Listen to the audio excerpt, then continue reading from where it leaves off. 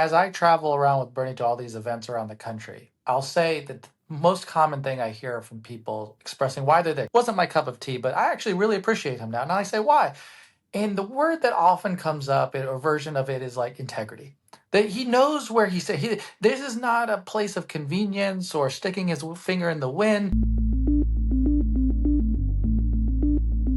Hello, everyone, and welcome to the Focus Group podcast. I'm Sarah Longwell, publisher of the Bulwark, and this week we're focusing on how the left flank of the Democratic Party is handling the current political moment. You know me, I'm one of those moderate former Republicans, sometimes they call us rhinos, and we are generally unwelcome in today's Republican Party, and that feeling is mutual. But as a result, I'm not generally aligned with sort of the AOCs and the Bernies of the world, but they are doing something that is important and far too rare with the current Trump opposition, which is that they're doing something, anything, for the love of Pete. I'm interested in what progressive Democrats, both elected officials and voters, are up to right now, what they're thinking, how they're feeling, and what we can learn from them and their passion to get out there and do something. My guest today has long been ensconced in the progressive wing of the party. Faiz Shakir, former campaign manager for Bernie Sanders' 2020 presidential campaign and founder of the media company More Perfect Union. Faiz, thanks for being here. Sarah, thanks for having me. Nice to see you. I am excited for this conversation because my favorite thing in the world is when we don't agree on stuff and we can talk through and use the voters to really dig through things. And it's sort of a weird turn of my life that you and I are now talking. And I would say through this conversation, trying to understand how the Democratic Party can be more effective at beating defeating electorally what has become a very dangerous version of the Republican Party. And the other thing I'm interested in, because both you and I do this, is we're YouTubers. We do a lot on YouTube, and More Perfect Union is big on YouTube right now. And if you go there, you're going to find a lot of short documentary style videos with titles like How Vail Resorts Destroyed Skiing and How Capital One is Robbing You, or Trump Says He Will Save American Jobs, John Deere is Calling His Bluff. So I'm intrigued by the fire hose of content over there, since we are also fire hosing content over here at the Bulwark. So what is More Perfect Union trying to accomplish, and how does it fit into the broader effort to move public opinion in the Democrats' direction? Well, Sarah, when we launched in 2021, my diagnosis of one of many challenges in the media environment is that they often tell stories about the economy from the perspective of the business class, the CEO class, the kind of investor class, and that's fair, right? We want to hear from that perspective, but often what is neglected is what is the worker view. So if Amazon is organizing, we often hear, oh, this is how it might affect the stock price, how investors are concerned about it, how it might affect consumers. But what about the perspective of the workers themselves? What do they think? What do they want? What do they need? And so I've had this issue with media coverage for a long period of time. It's like, well, why don't we just create it? Why don't we create an outlet that is trying to tell economic stories from the perspective of, by, and for America's working class? And that's the basis of what we do. And do you feel like you found an audience? Well, we're 1.6, I think, million on YouTube, and it was a tough nut to crack. You've probably seen it yourself. It takes a little while to kind of grow, and I feel like now we're up a few 100 million views just on YouTube alone this year. And I do believe that of all the platforms, YouTube is the one that gives us the opportunity to reach what I would deem to be regular working class Americans. If I go through an airport today and I wear a More Perfect Union shirt, somebody comes up to me and says, hey, I've seen that stuff. Where have you seen it? It's most often the case that they've seen it on YouTube, and you've seen the explosion with YouTube and YouTube TV itself. So I do think it is working, and there's an audience. And that's my criticism of the CNBC and all the others in the world, is that you could do this coverage and you could reach people. You just choose not to. Well, and or even that there's an appetite for it. Yes. I mean, I think part of what I've found interesting about the YouTube experiment for us is just how big an appetite there is for the video content. And it's funny because there was a big video moment more than a decade ago where everyone was like, we're pivoting to video, pivot. And then it kind of went bust. And now it feels like there's not nearly as much talk about the fact that video is kind of replacing cable. It's a supplement to podcasts for people who want to visually experience, like anybody who watches this. Many people listen to it on audio, many people watch it on YouTube, and being multi-platform now, I think, is just a big way to reach people. And the point I would add to that, everything agreeing with, is that when you tell economic stories, the benefit and the importance of this is that it's one thing to read a quote from a worker who works at Dollar General and tells you about their issues and their pain and their struggles of not getting any raise. It's a different thing to see them. It's a different thing to feel that emotion that comes from that lived experience and the authenticity that is also associated with it. So I do tend to believe that the video actually best captures the kind of journalism you want to tell about America's working class that just can't be captured in print. So tell me about your time with Bernie, and I'm going to preface this by asking it in a certain way, that fair or unfair. But I've done focus groups for a long time, and including, not a lot when Bernie was the nominee. But one of the things that comes up in the groups, though, from a lot of Trump voters is that they were originally Bernie people, and so that sort of bottom of the horseshoe, as we talk it, as opposed to this linear idea that there's a far right and a far left and then a center right and a center left, and I would like to live at the center, but instead it's a little bit more like a horseshoe, or there's another way one could talk about it. But what do you think? Well, I guess I'm interested in your story a little bit. Like, why were you attracted to Bernie? What impact do you think he's had on politics? And then are there ways in which you think why do you think voters who like Bernie might also like Trump? Great. Well, let's get into our first potential area of disagreement. Let's do it, man.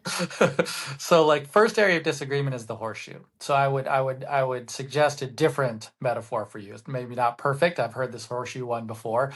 I'm going to suggest to you a pyramid. And I would say that when you think of particularly economic justice, class-based issues in America, think of a pyramid first off. In the center, this quote unquote center that we all love to talk about, is up at the top, up high in the sky, representing, in my view, very less numbers of people, but represents a top of the class, if it were. As you go down this pyramid, you've got this base and you expand out, and now you've got ideological left, ideological right, and everyone in the middle, finding common agreement on core sets of economic justice related issues. If I go into a town hall, this is the question I often ask people who apply for jobs at More Perfect Union, Sarah, and to candidates who I often have to interview about why they're running for office. So I ask the following question: you're running for office. Okay, great. I blindfold you. I put you in a random town in America. Let's call it Omaha for right now. There's 100 people in a room. I'm going to walk you into that room, and your job is to get them to agree with you, to have them nod their head yes in approval with you. What are you going to go talk about? That's the issue. And I would argue to you, and I'm interested in your thoughts here, Sarah, is that I'm going to go in there and talk about economic justice issues in America. I'm going to talk about how hard it is to be a working class person. Where's your pay? Where's your health care? Where's your retirement at? Often probably struggling. How hard is it to afford college? How hard is it to afford a home and a car right now to make it as a middle class person? Meanwhile, let me also tell you about the people who are not struggling to make it right now. They have so much power over the economy and politics that they are robbing us of economic freedom and liberty. I would tell you a story about that. I would work you into solution orientations. And I think I would get people who voted for Donald Trump, people who voted for Bernie Sanders, people who voted for Kamala Harris and Joe Biden generally agreeing with me. With Donald Trump back in office, the constant churn of dispiriting news can make following politics more of a chore. I hear it from people all the time. Oh, I just have to tune out. It's too much. So we got to have somebody who can make it easier on all of us. That's why the NPR Politics podcast is where I go to decode what goes on in Washington and what every decision that comes out of this town might mean for me and for you. Every day, the NPR Politics team will focus on one thing and boil it down to 15 minutes or less. Good show, short show. Think of it as your political multivitamin. And don't we all love our multivitamins because they're quick and easy? I'm really trying hard to take a multivitamin right now. I love this show because the content is nice and tight, and it helps me quickly brush up on all of my podcasts for the week. And fun fact, actually, this was the first podcast I ever went and saw live in person was the NPR Politics podcast. And I remember going and being like, am I the kind of person who goes to a live? Why do people go to live podcast tapings? But I want to go see this. And now we do our own live shows where you could come watch us tape. But I love the NPR Politics team. They're smart, they're fun, and they give it to you nice and quick. Listen now to the NPR Politics podcast wherever you get your podcasts. Do you ever look at political headlines and go, huh? Well, that's exactly why the NPR Politics podcast exists. We're experts, not just on politics, but in making politics make sense. Every episode, we decode everything that happened in Washington and help you figure out what it all means. Give politics a chance with the NPR Politics podcast, available wherever you get your podcasts. Do you think that Bernie's version of progressivism has been a net positive for the Democratic Party or a net negative? I think it's absolutely driven both on policy discourse towards progressive economic justice issues and improved some policy outcomes, on the margin, not as much as I would like to see, but improved the policy discourse, certainly under the Biden world. On politics, I would argue it's been giving us really the only solace of seeing a path forward of where you could find the 50+1 majority nationally that you would need to keep the tent together. When Democrats have been at their best, and Biden, I think, was doing to some degree of this, was to keep Bernie and the Bernie left together with him. When we haven't seen it succeed well, and I think the Hillary Clinton campaign and the Kamala campaign, both of them just kind of eschewing Bernie and the progressivism and kind of in friction with it unnecessarily, in fight with it, in tension with it, rather than inclusive of it. So I would say when he has been at his best, when the Democratic Party has been at its best, it is working together. When it's not been at its best, it's been at each other's over lots of different tensions. If in 2020, or even in 2016, say 2016, if it had been Bernie versus Trump, do you think Bernie would have beaten him?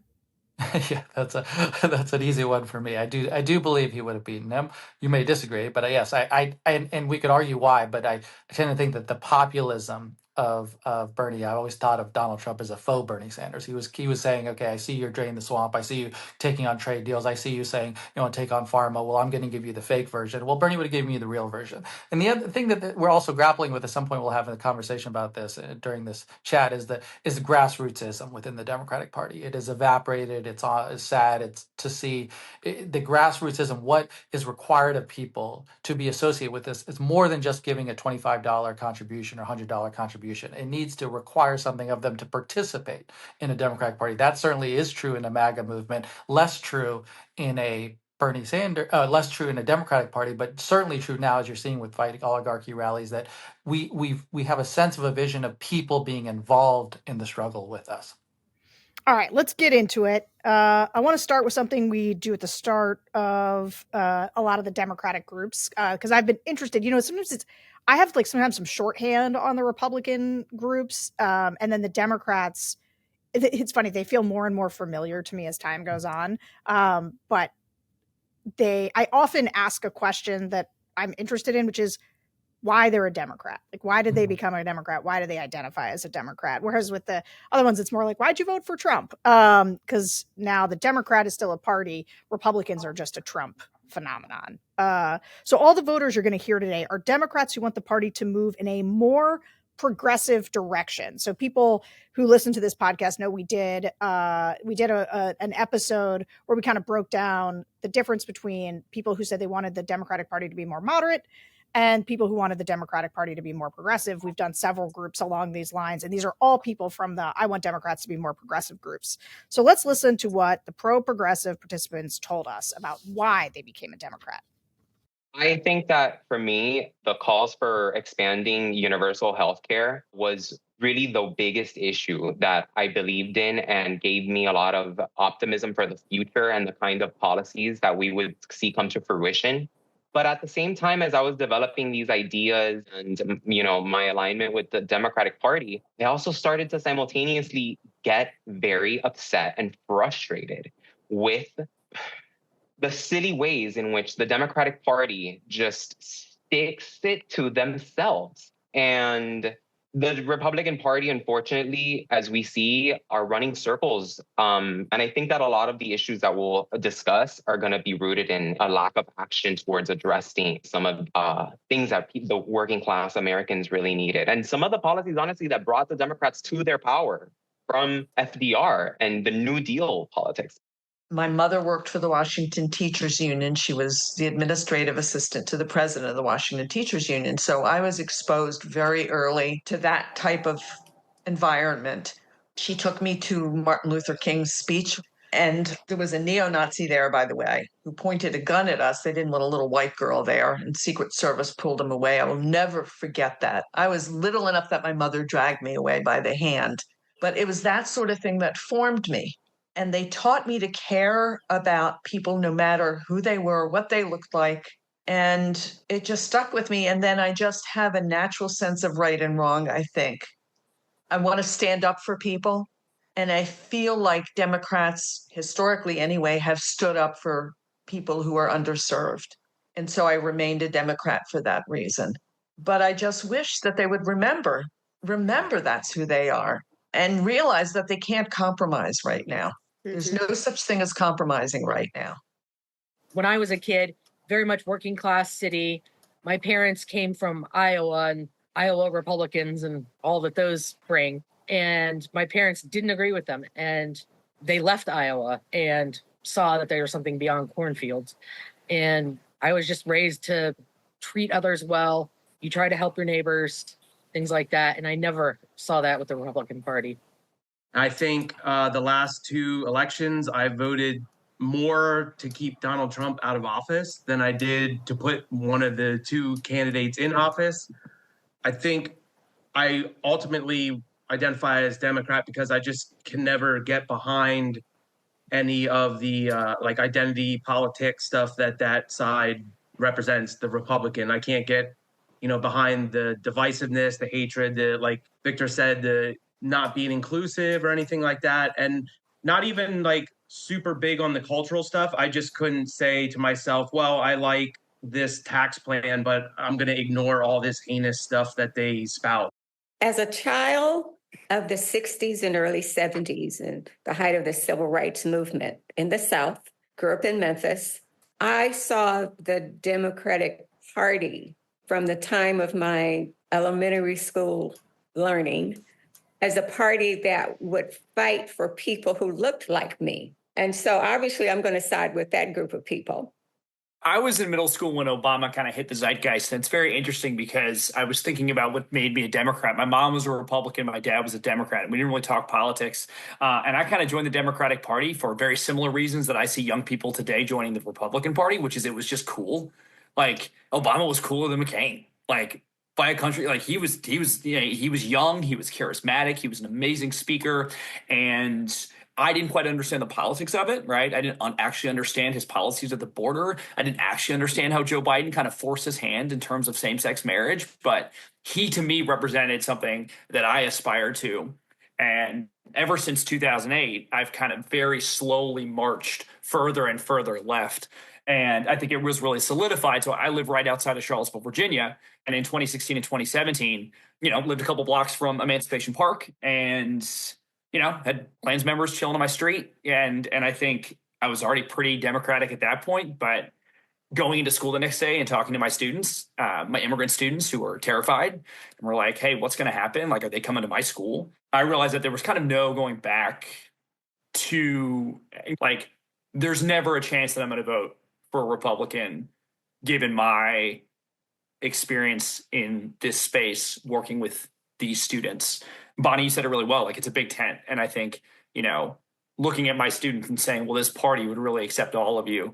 And thinking if I were a Republican, I look at, my students and say, well, accept all of you, but I don't know about your parents, but when you turn 18, I'm not sure. And that rubs me really the wrong way.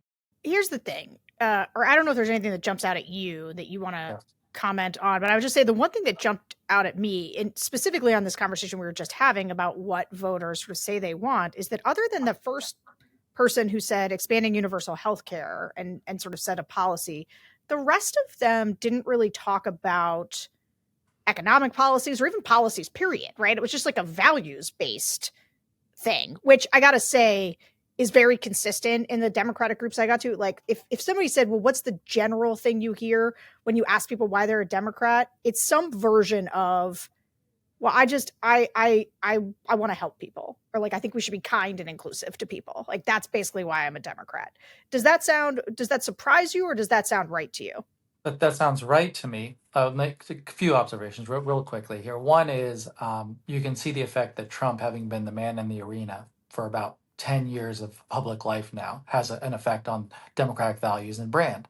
So he's been running for office and been in office, since 2015. Here we are in 2025. In those 10 years, certainly I think people who self-describe as Democrats, you can see almost every single one of them pushing off against the notion of what they are against. And a lot of what they are against is what Trump has come to personify. So that's number one. And then number two is the lack of identity of what it is to be a Democrat. So to the extent that there is a brand of it, you do hear a lot of identity conversation around it. And here now drives at Bernie, because here comes Bernie saying, I can help give us better strength by giving us better definition on a thing that I know that will expand our ranks to people who are not already with us. So if you aren't a self-described Democrat, let's call yourself an independent or somebody who doesn't like to be affiliated with politics. His argument, and I would agree with it, would be that if we can own that this brand also has economic justice, class-based issues at its forefront, we have a better chance of getting them back into our fold and maybe having them self-describe as Democrats, because right now the self-described Democratic brand is coming down when it should be going up. Well, let me ask you this. Because this is like a pushback that I think I would offer in general, which is just like, then why is he a self-described socialist and not like, why not be somebody who was a Democrat with those values? Well, so this is a question for him, but I can explain how his origins came about, which was a concern of, a modern Democratic Party, at least at his time when he first started to arise, that he felt was less associated with social economic justice issues that defined him. And so for him, looking at, Europeans and others in other parts of the country, a social democrat in Europe did not exist in his mind here in America. So here in his version, a democratic socialist was a version of bringing a desire for social safety net, a fight against the billionaire class, people who want to fight against oligarchy, and we started using that term decades ago, that he didn't see or feel or hear out in a Democratic Party that had its lineages back to FDR, but that language of taking on or welcoming the hatred of a ruling class did not seem to be associated with the Democratic Party in the 70s, 80s, 90s, and to today. All right, focus group listeners, have I got a podcast recommendation for you? In wild times like these, do you ever want to just break the rules? I do. It's important to rethink some of the dumb rules we follow for no good reason. Well, that's exactly what friend of the Bulwark, Glenn Galich, gets into in his show, Break Fake Rules. Here, Glenn and guests dig into the self-imposed rules that hold us back, particularly in the world of America's ultra-wealthy philanthropists, to uncover which rules we should commit to breaking together for a better society. Just be sure to break rules in a cool way, not in like an Elon way or a planning a drone strike over Signal way. Anyway, check out a recent episode of the podcast where Glenn and I sat down to talk about how philanthropists can use their FU money to defend democracy.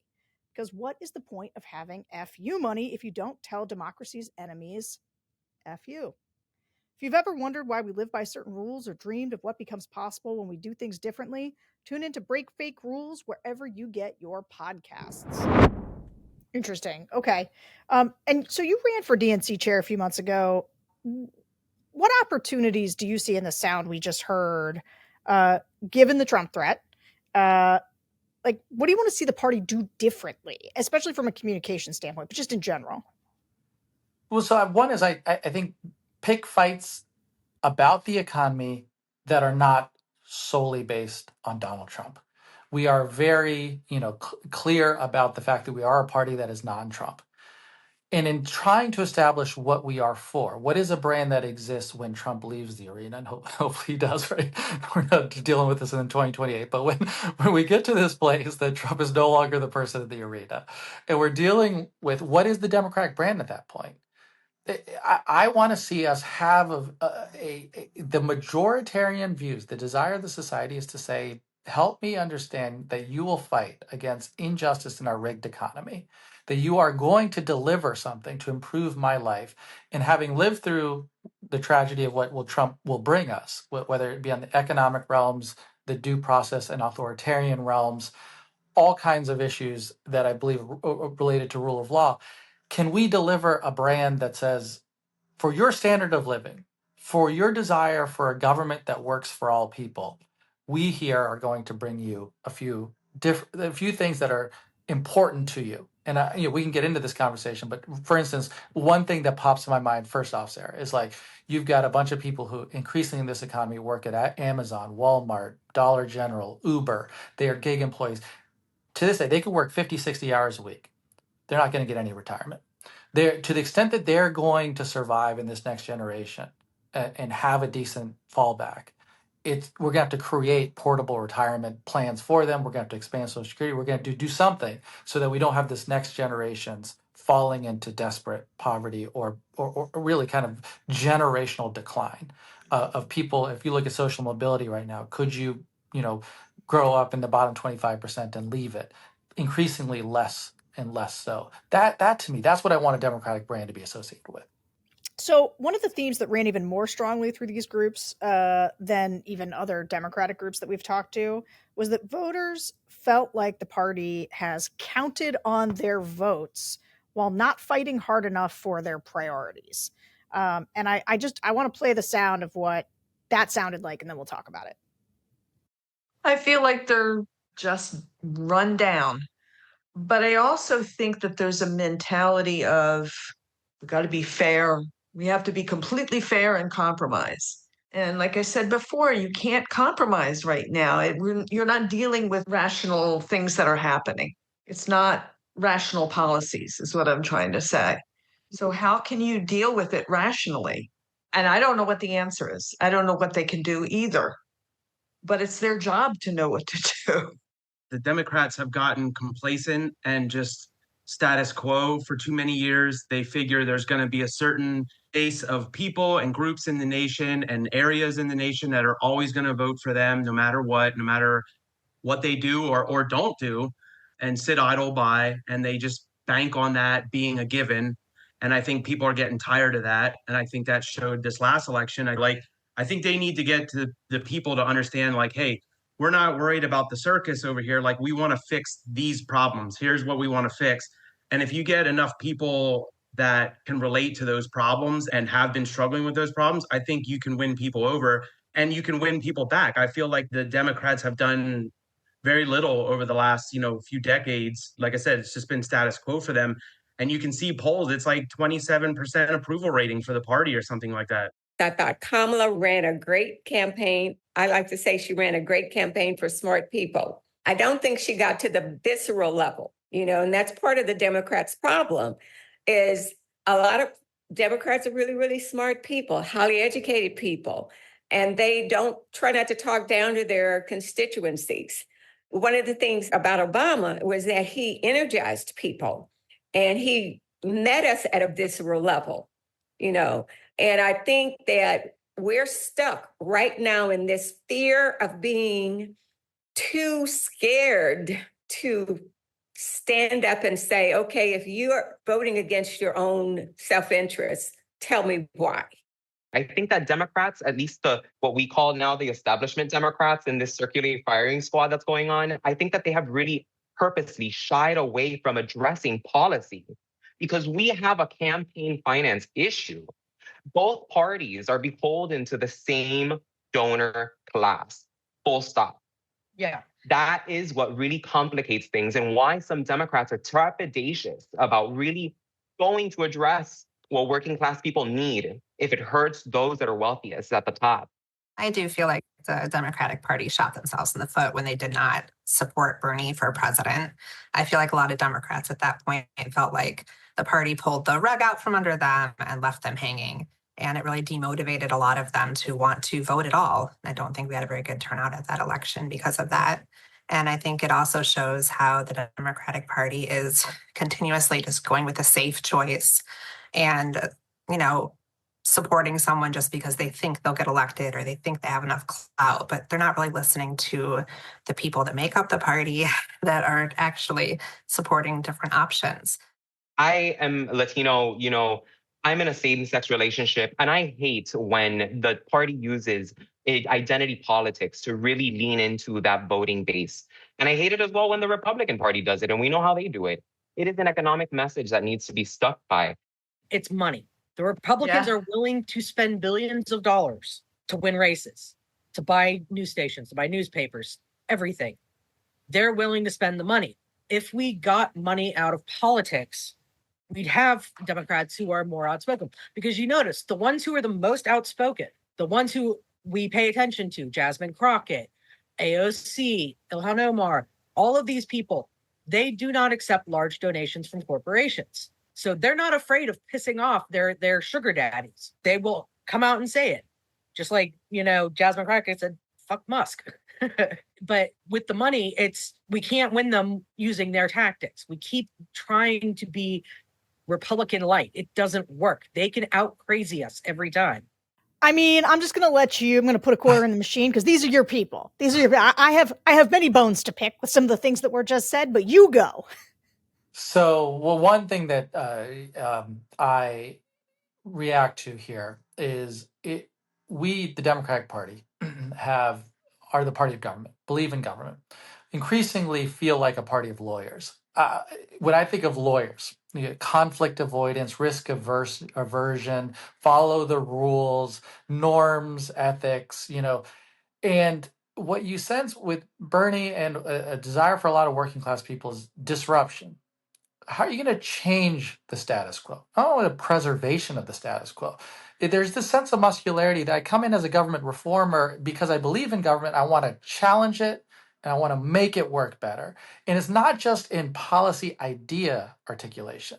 It really is in an ethos of wanting and embracing conflict, welcoming it.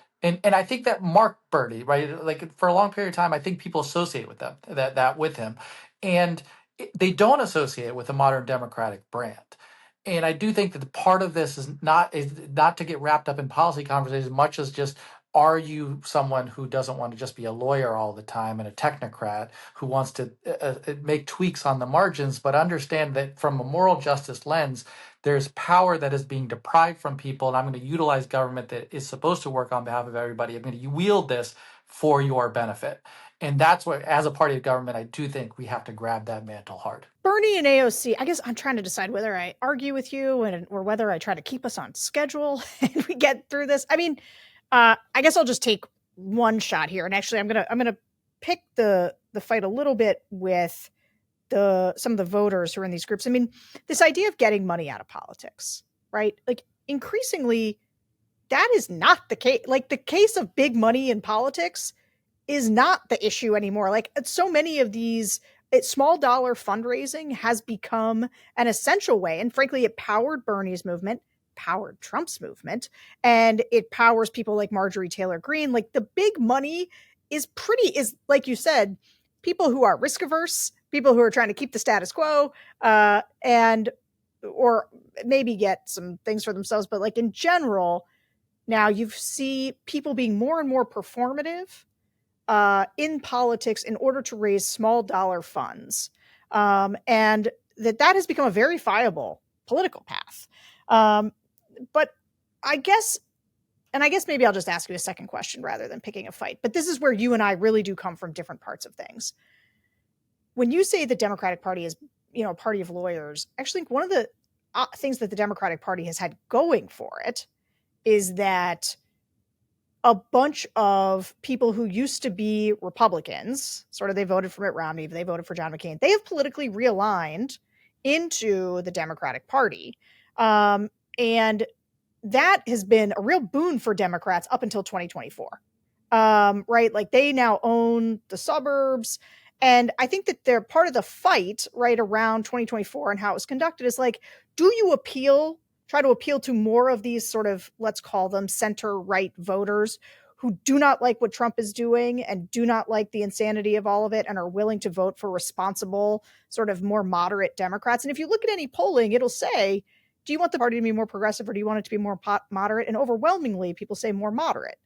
And the reason that I think they say more moderate is because they feel like that is a better path to winning. But I think you would say more progressive.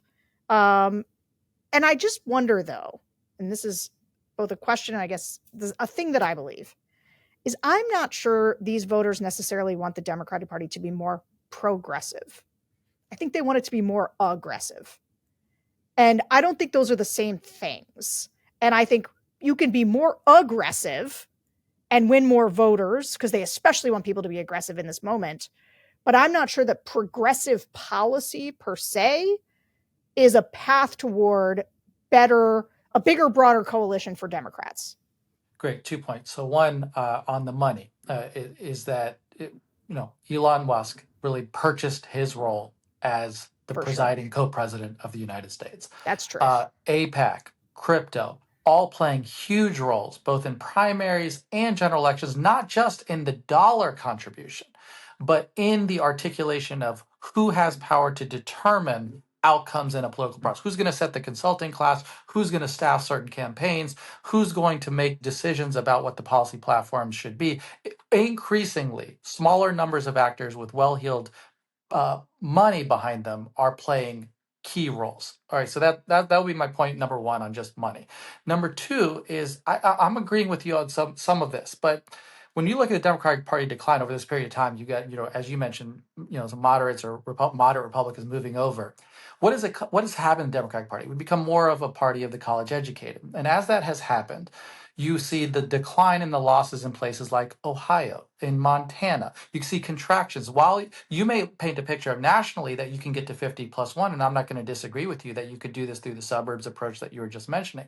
But over the long haul, what you're finding is the modern Democratic Party needs lower turnout elections in which more college-educated people are likelier to vote in a special election or in an off-year election. But when we get into a mass voting scheme, right, many people vote in 2024, and hopefully in 2026, and hopefully 2028, we're now worried that, well, if are a lot of working class people going to show up, people without college degrees, people who have just went to high school, make under $100,000, can we sustain a path of a party that is increasingly losing them, not just white, but Black and Latino and a whole host of others around a class-based lens, that they're saying, no, this isn't the party for me. And so my answer to that is not just Bernieism, and you mentioned the word progressive, and that we get lost sometimes in this word progressive because it means different things to different people. But I'll move off Bernie for a second and say, here's Dan Osborne. He runs for Senate in Nebraska. To my mind, he was the highest overperformer in the last Senate election by the stats and the facts of, if you looked at Democrats and independents, combine them, overperforming Harris the best and the most. And I call him, in my view, he's progressive. But why do I call him progressive? The fight against economic oligarchy marked him. He was a guy who led his workers on strike at Kellogg's. He led proud pro-union guy, proud guy talking about taking on monopolists, proud to take on taxing the rich as a main part of his platform. And you're right. You rightly push back to me, say, well, did he find other ways to talk about immigration and safety issues that were accordant with what he viewed Nebraska to be like? Yes. But it satisfied me because I was looking for the class-based prism in the Democratic Party, and I find it in this guy running as an independent in Nebraska, having that fight around class and economic justice issues. Yeah. Okay. Interesting. All right. Let's keep going here because I want to talk about Bernie and AOC.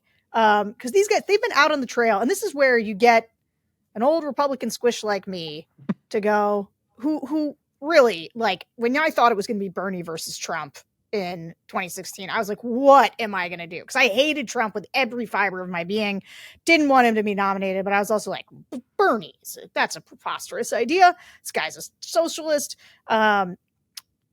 But I have moved over the years, not on policy, right, but on my desire to beat back this version of the Republican Party. And I want Democrats to win.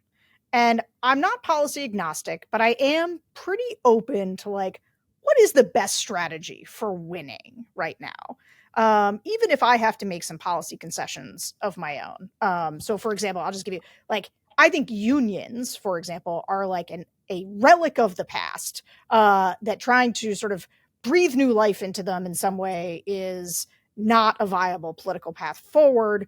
Though some of the economic populism that you talk about, like having listened to voters now for the last almost decade, I'm much more willing to say, yeah, I think that could get you a long way. But AOC and Bernie, more than anything, they're out there, they're calling it the Fighting Oligarchy Tour. And there's been sort of a kind of a big kerfuffle between Bernie and Alyssa Slotkin, who's more of like a spirit animal for me, over whether oligarchy is a good descriptor for the moment we're living in, or if it's too academic.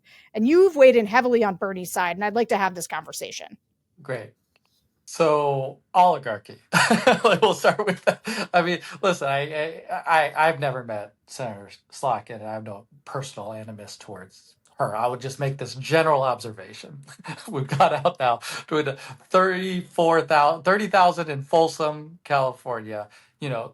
15,000 in Salt Lake, 12,000 like Boise, Idaho. They're showing up at the Fight Oligarchy rallies now. If her point or anybody's point is, can we get an academic treatise as a lawyer to define oligarchy? I'm going to grant that maybe not everybody can do it, but I will aggressively posit the following. Do the general public understand oligarchy as something that is involved with rule of the rich, the corruption of the political and economic elite, and something bad for our modern democracy? And the answer overwhelmingly is yes, and it mobilizes them. So for many people, the fight is a really clear. Fighting oligarchy. Now you give it some definition. Who are you fighting? You're fighting powerful actors that be in a time when we are watching an oligarchic rule over our society from Musk and Trump. So I will fight on this one all day long. That I know people have got it. You don't have to debate whether like the particular academic treatise. And what I get annoyed about is the modern Democratic Party is like, there's a language of looking down or condescending to people, and it's like, fine. Are you going to test them on a test of whether they know the specific definitional terms? No. Do people know and understand what is going on with the powered elite? They do. Don't condescend to them, say, oh, oligarchy, because all you're telling to them is suggesting that I am not interested in taking on specifically named power brokers because it's too hot for me. That's what I think people read if you are concerned about a term. That I don't want that to come across my modern Democratic Party. Here's where I was excited for this part to hear what you were going to say, because this is the part where I'm actually going to agree with you. In a way that people might think normally I would not agree, because I talk a lot on this show about certain terms, for example, like democracy, which I think people have struggled with the way that Democrats just say, well, we have to defend democracy. And I'll say, well, democracy means different things to different people. Democracy has become a polarized term. Words like authoritarian, we have tested that word in focus groups all the time. People don't really know what it means. But here's the difference that I'll give you about what Bernie and AOC are doing and why I side with them on this, and actually you, and not with Alyssa Slotkin. Because I understand where she's coming from. She's saying, listen, I listen to every expert, probably including people like me, say voters don't understand these terms, or don't talk in these terms. Like, can you please just use normal language? That is true.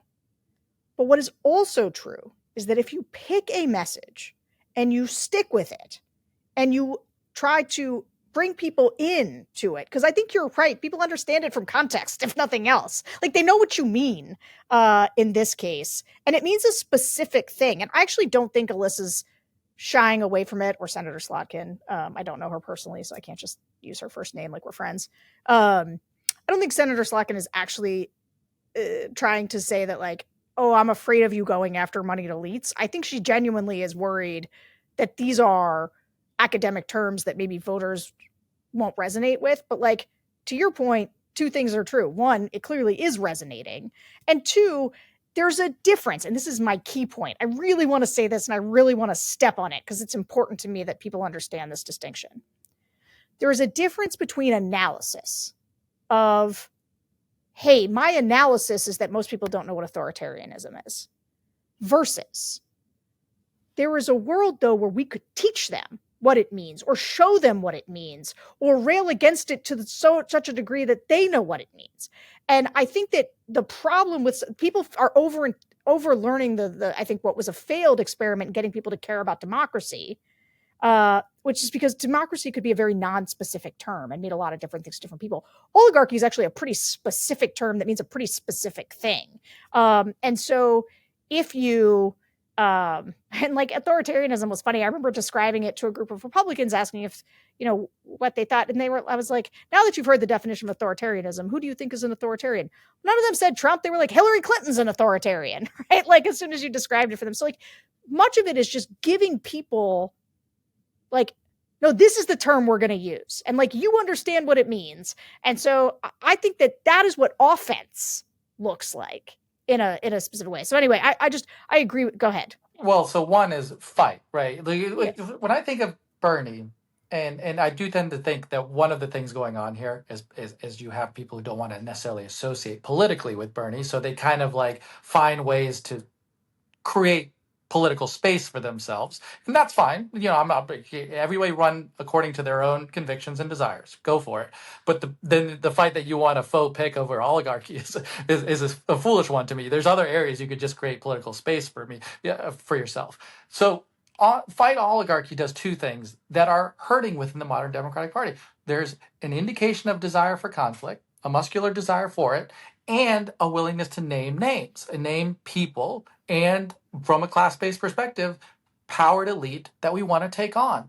And that, I'm telling you, that push against those two things will do us severe damage if we don't learn to grapple with it. You could come back to me and say, I have a different way of framing up the fight and the named elite, and here's how I'm going to do it. Great. Go for it. I'm sure Pete Buttigieg and others, they could come up with compelling and interesting ways to do it in their own voice, in their own way, in which I would agree with them. But when I see the push off and I sense that it's like, I don't want to be in conflict. I don't want to talk in a class-based lens. I don't want to take on the elite and the rich. That is what too many people perceive who would otherwise vote with us. And we need to get them back. That's the working class people. We need them. And for Senator from Michigan, I challenged her, and I believe it strongly. You go into any United Auto Workers Union hall and use the term and tell me I'm wrong. Go in there and say, hey, I don't think you know oligarchy. I think you will quickly be proven incorrect. Keeping going on with the voters, just because I actually have like a lot of questions I would dig in with you, but I got to stick with the voters here. When we asked the voters who they thought were meeting the moment right now, AOC, Bernie, and then Cory Booker was really the other name, who's not necessarily, a Bernie AOC tier progressive. He stood out in the answers. Like those three were the things that people named. But this might also be a feature of the more progressive groups versus the moderate groups. While some are really into Booker's filibuster, others notice that there's some difference between talking, even for 25 hours, and winning the longer term fights ahead. The moderates, I think, were more enamored of Booker than the majority of this group, but they were grappling with it. And let's listen to how they did that. Look, Bernie Sanders and AOC, they're out. They're speaking their mind. They're being aggressive. Look at Cory Booker. He spent all that time not eating, not going to the bathroom. He stood up there. He was brave. We just need more energy, more energetic, brave people who are going to take the lead. We need more Democrats to hold up procedures and do even 12-hour standoffs like this to keep damaging legislation from being pushed through. They need to be more obstructive. And this is a wonderful way to do it and speak eloquently on a subject, even if only 10 people hear it. Chris Van Hollen understood it. He went to El Salvador and created a story and proved to everybody that this man was alive. Some of them are getting it. But others, like Hakeem Jeffries, like Chuck Schumer, instead of doing that, they want to go and fly to their billionaire donors and tell them, hey, look, listen, come back to give us the money. Because when we come back in power, we'll do it better than the Republican Party. Mm-hmm. And I'm going to respectfully disagree just a little bit here on something that really does not impress me with Senator Cory Booker. I watched his whole thing and I really admired for what he was doing. It was not a filibuster because this was not just to get in the procedural weeds of it. It wasn't really, he did a speech when everybody was long gone. Great. I love that he, purged his body and stood up there and took the time to speak about the workers that have been fired. He took a time to really talk about the inequities historically that have been overcome. And I love that he overtook Strom Thurmond's record. Absolutely. However, at the same time, while watching him speak and really being like, God, this is amazing. This man is doing this. He said something that stuck with me. Because immediately as I was looking to really love this moment from him and respect him for this, he said something that really honestly threw the whole thing down the toilet for me. And it was that I hate that we are being pit against one another. I hate when Americans are against each other. It's not billionaires versus the rest of us. It's here. I'm going to curse a little bit, but Corey, what the fuck are you doing here right now then? If it isn't for a little billionaire named Elon Musk that is having you do this right now. So I just get a little bit inflamed with this because it is so symbolic of the entire issue that the Democratic Party has had. It was like a cool moment, and like rest in piss, Strom Thurmond, like great. But Strom Thurmond was fighting against something, and like what he did was like horrific to try to stop something that he like. Cory Booker was just kind of there, being like, well, I guess now that I have you here, like something is being passed through the Senate, and he stops everything and goes, all right, guys, like now I'm going to stand up and do this for 25 hours. Like that's when I start to be a little bit more like, okay, like we're kind of gumming it up. Like we're grinding things to a halt. Chuck Schumer just sort of putting his hands up with the budget, like, and being like, well, we have things to fight, like bigger battles. The concern that I have is like Cory Booker is getting up there and he's doing his thing and everyone's like, great job, dude. When Republicans are dominating the communication infrastructure around politics right now. And that's very dangerous. And I think I keep speaking from my lens as a teacher, but watching young men ages 14 through 25 existing, Jason, you mentioned Rogan, like the manosphere is one of the most insidious forces right now in terms of infusing conservative politics into sports media, into just general lifestyle things, right? When a student has the audacity to mention Andrew Tate to me, right? Like, I don't know who he's talking, like who, he's mentioning, like that shouldn't be a political thing, but it is. He was brought back to the United States by our president. And so while standing up there in front of the Senate was a impressive moment, it is but a footnote around the tsunami of communication that is happening. We're talking in this ivory tower, right? I used the word zeitgeist earlier. Like what conservatives have gotten remarkably good at is not standing in the Senate and talking, but finding places to reach voters where they will be listening.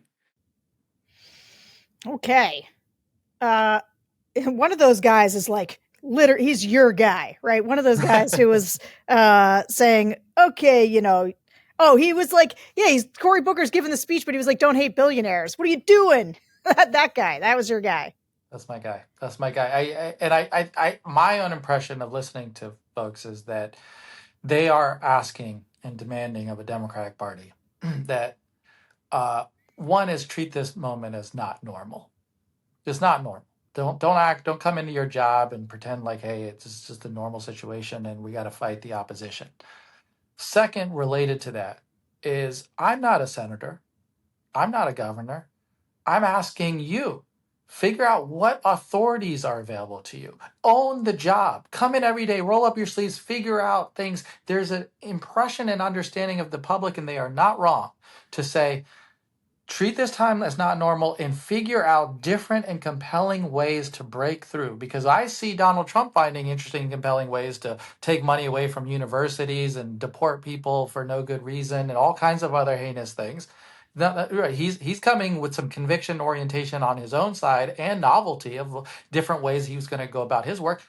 I don't see it matched by you rushing to figure out and having even if you can't figure out, show me you're working at it. Show me like a passion of I will try to figure out all the authorities that are available to me, dear House member, Senate, Senator, Governor, whatever power. You want to be elected leader right now? Show me. Okay. As we wind down here, I do want to get into sort of what that last guy was talking about, which is the communications differential. Pete Buttigieg was recently on the podcast Flagrant in the last couple weeks, which was hosted by this guy, Andrew Schultz, who I didn't know anything about, but who just was publicly justifying his vote for Trump in a very stupid way, I might add. But I wonder if the hubbub around the interview gave you flashbacks, because it's not dissimilar to when your team sent Bernie Sanders on a Joe Rogan show during the 2020 primary, and it caused a bit of a freak out in some quarters. He also did a handful of the same podcasts as Trump throughout 2024, right? He did Lex Friedman, he did Theo Vaughn. So, like, what did the Rogan interview teach you about how to reach into new audiences, and why have some been resistant to that over the last few years, right? Like, how do you think about what the red lines are for who to talk to, who not to talk to? So twisted the knife in my soul here with reliving the painful moment. So, obviously we did Joe Rogan, and the reason why we did it, right? We got at that time, and this was 2020. It was 2019, maybe I can't remember exactly, but it was right in that 2019, 2020 time frame. And he's already reaching millions and millions of people. And we saw as his core audience people who weren't traditional Democrats.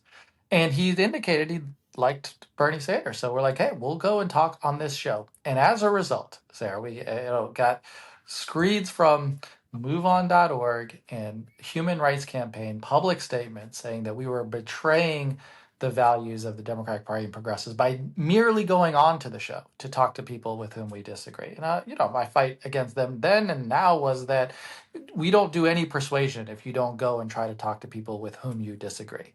Like that is a principle of politics. I mean, if you want to go join a club, you're not in politics. You're in something else, which is fine. You should go join a club. But if you're in politics, the goal is persuasion. Talk to people with whom you disagree and urge them to agree with you. And Bernie's always been, he was willing to go on Fox News. We did the first, I think, Fox town hall of the Democratic primary campaign. And to this day, when you looked at the reaction, you remember this well, the kind of chastisement of the Bernie bros.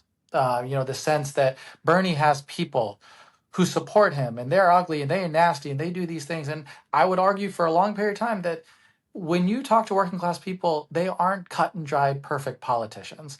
They come with their emotions, they come with their passions, and they may be uncouth to you, but they are coming with conviction orientation around they love Bernie Sanders. But when you push them off, you say, oh, they're terrible people, guess where they go? Yeah, and to your point, you were raising this question before. The Bernie bros have now, they moved off and they are in a different party. And it pains me because I'm like, they are there. Joe Rogan was there. A lot of those people are still there for the taking for us if we just showed a different willingness to do both persuasion and to hear them and not to treat them as they are dumb or idiots or heinous people. I'm just in rooms all the time where people are like, because, now I run a media company. And so a lot of people ask me about media and they're like, well, we need a left-wing Joe Rogan. And I'm like, oh, do you know who the left-wing Joe Rogan is? It was Joe Rogan. Like that's who the left-wing Joe Rogan was. Like you did have him. And this is where I guess I hear your point about you don't like the horseshoe thing, but it is not surprising to me that, because I always make this point to people when they're like, talking about right-wing politics and everything. And I'm like, look, what do Donald Trump, Elon Musk, Joe Rogan, RFK, Tulsi Gabbard, what do they all have in common? They were all Democrats a decade ago. And so our politics now is very, it is not, this is why when people talk about the center, I'm like, the center is sort of a temperament more than anything else, as opposed to like some matchup of policy prescriptions, which is why Dan Osborne, who you brought up earlier, is a very interesting type person, because actually he's sort of a social moderate, but an economic progressive, where I do think it's something I've been thinking about a lot, because I have my own sense of like what the larger coalition looks like. But I'm not sure that there's not room to play with what you're talking about, especially when it comes to like, how do you build the biggest coalition possible? How do you bring some of these people back from Trump? And like, I watched the Democratic Party, and I actually think some of the things that take the center right people that I want to bring in actually also sends out or repels those working class voters that you need to bring in. It is the immigration issue. It's some of the excesses on the social issues. And I'm not sure that those things actually have to be an inherent conflict.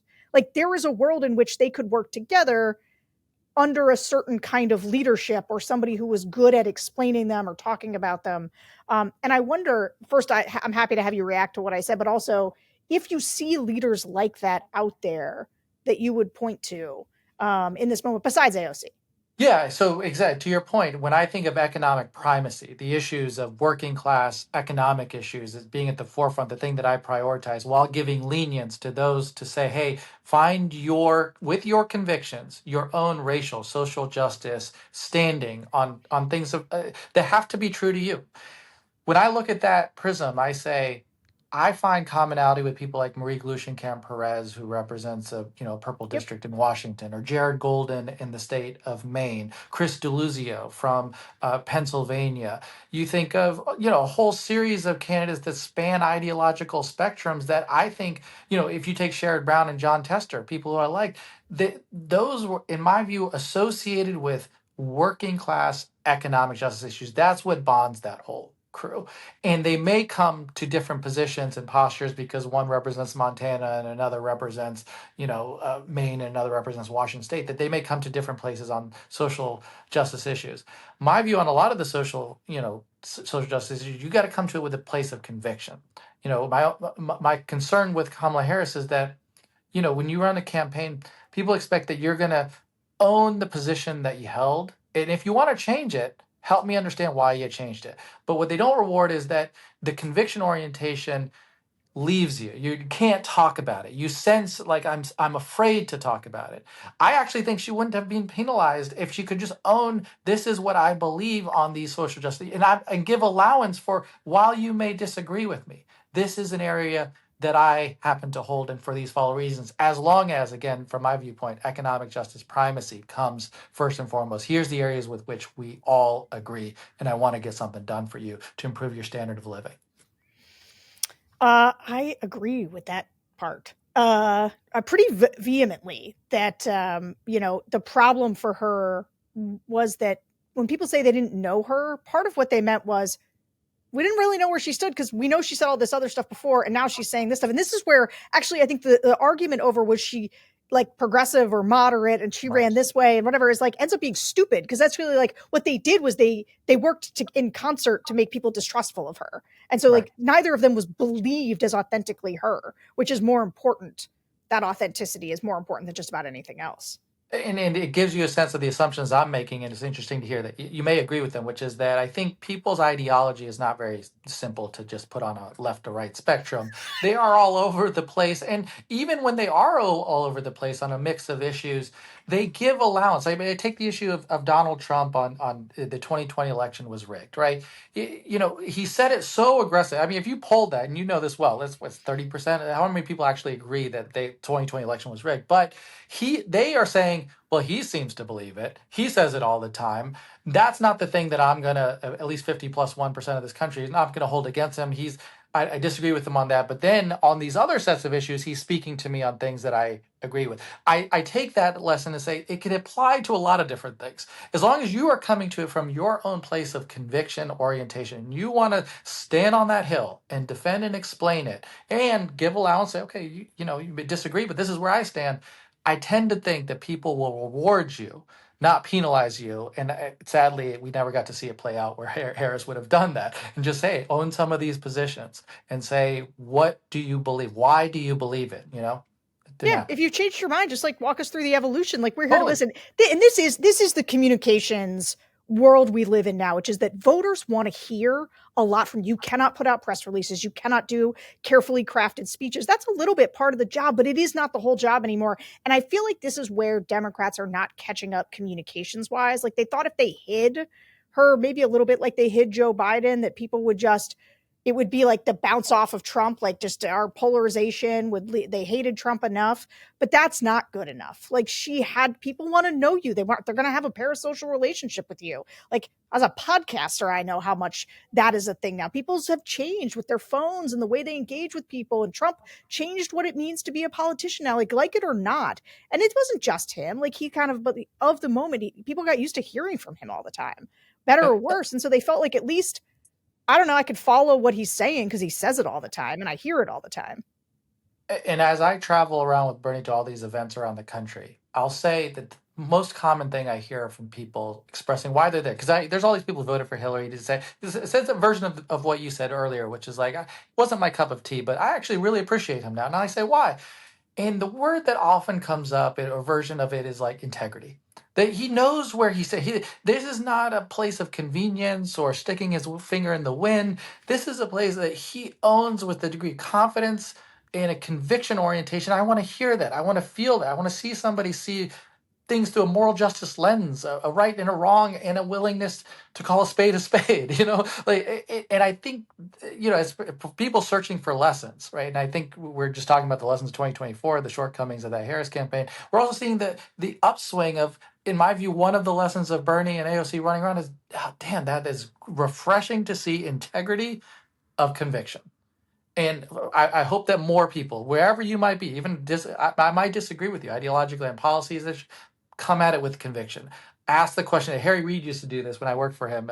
We get in a room, one of the few politicians, I often heard this from all the time. He's like, well, any question that come up, well, what's the right thing to do? And you're like, right, exactly. Start with that. Put aside the gamesmanship and what might be the right answer, what might be the wrong answer. Start with yourself for saying, what is the right thing to do in your mind? And let's do politics off of that. Faiz, it was good to talk to you, man. This was enjoyable. My producer told me I was going to like it, and I did like it. It was really fun. Faiz Shakir, thanks so much for doing this. And thanks to all of you for listening to another episode of the Focus Group Podcast. We'll be back next week. But in the meantime, remember to rate and review us on Apple Podcasts, subscribe to The Bulwark on YouTube, and become a Bulwark Plus member at thebulwark.com. We will see you next week.